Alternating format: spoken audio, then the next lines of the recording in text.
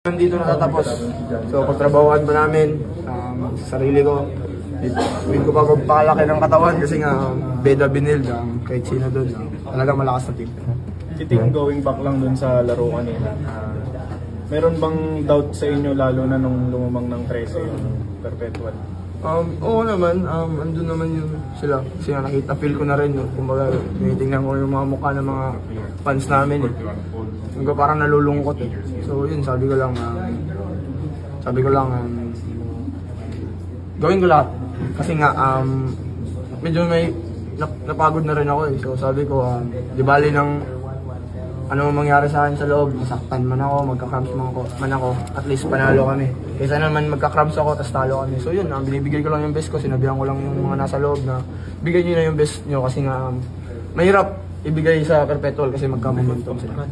Titing, sige, tulungan mo ako, coach. Titing. Titing. Okay. Right here. Masterclass na naman sa'yo sa Assist Department 14. Kala ko 14 turnovers eh. Baliktad pala, nailipat. With the preparations you've been doing, gano'n na lang ba nagiging kadali yung gantong mga laro para sa'yo? Siyempre, tulong sa mga coaches, yung nag-viewing kami talagang nakapak kasi sila, lalo na yung last shot ni Jimboy, talagang inaral ko, tinignan ko, talagang may mali din talaga ako kasi nga hulog pa rin ako ng hulog sa ilalim kahit andun naman lahat yung kalaban. So yun lang, sa ensayo, tinatrabaho ko, talagang tinitignan ko. So yun, nag-materialize naman, lumabas naman sa game.